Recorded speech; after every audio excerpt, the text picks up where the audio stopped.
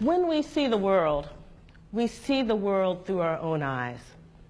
I mean, and that's fabulous, right? Because it gives us perspectives and our own perspectives, and it gives us an understanding that frankly nobody else has, and it allows us to interpret our world in like all these wonderful ways that mean a lot to us.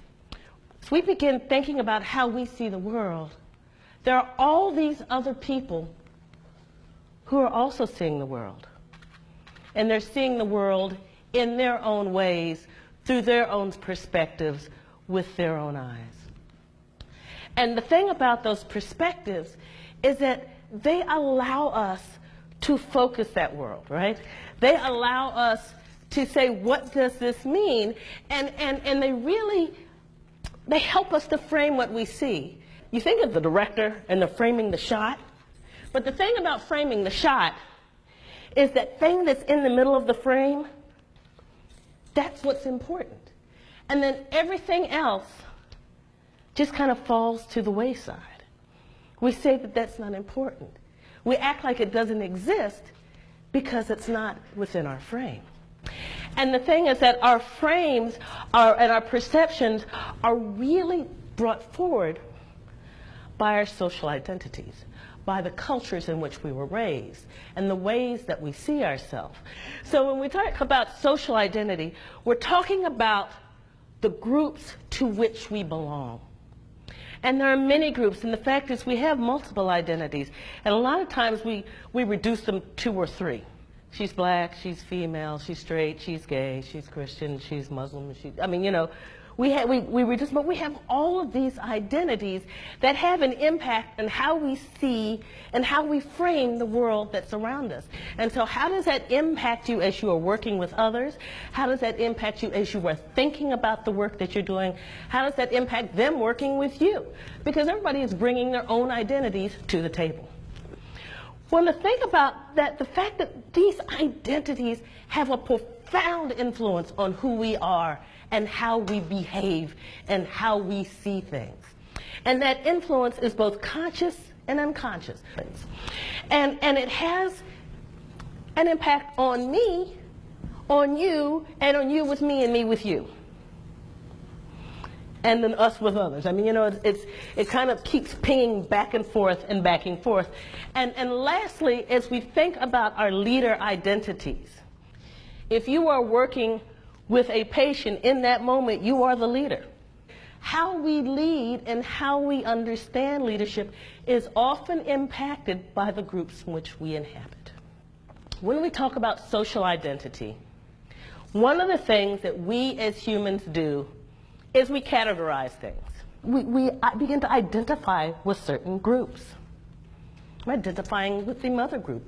You're currently in here identifying with the nursing group, right?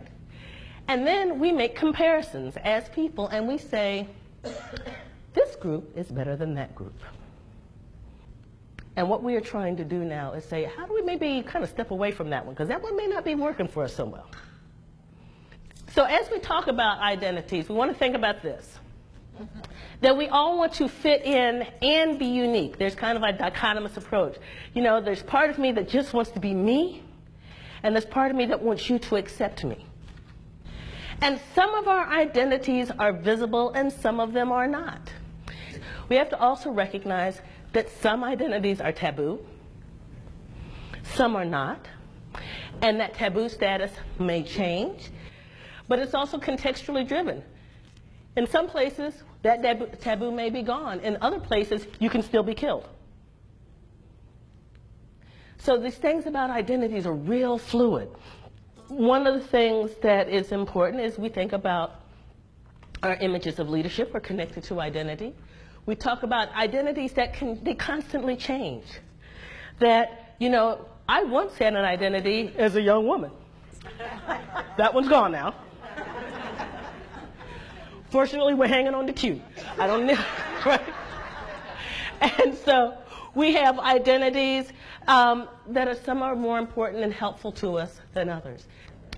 The thing about our identities, though, not only do they help us to see, but they also can blind us. They can stop us from seeing what's going on. Again, we framed our picture, and everything outside of that frame, if we're not careful, can become unimportant. And it blocks our perspectives of what other people are experiencing. And sometimes, instead of it being about the patient, and wherever you are working in nursing, ultimately, it is about the patient. It is about how do we help these people, and then more broadly, how do we help these communities, the nation, have better health. And the thing is, they're bringing their own identities to this. Those people that you're working with, they're bringing their stuff too. But as the person who is in the leadership role, in many ways, you have the opportunity to dominate, to let your view sway. Because when we're dealing with our patients, as I said, they're bringing their own stuff to the table, and a lot of time what they're bringing, sometimes it's fear. A lot of times people are coming and they are invisible to systems. And if we want them to have better care, then how do we begin to bring them forefront so that we can see them?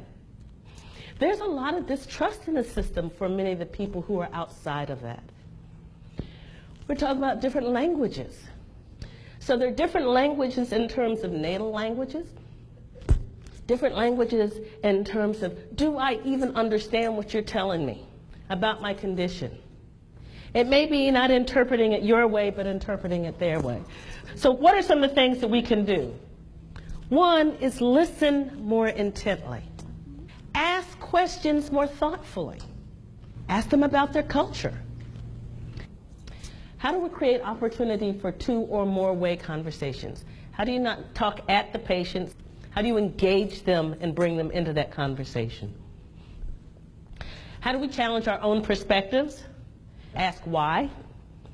What are the major cultural groups within your radius? So if you know that there are certain big groups, then how do you educate yourself about those groups and the cultures of those groups so you can begin to understand, or at least begin to ask more intelligent questions? How do we continue to think about the questions that are not asked? Maybe we have someone in the group who's the designated person to say, okay, what are we not asking? How do we bring this up? How do we put in maybe some systems to help us to do some of these things?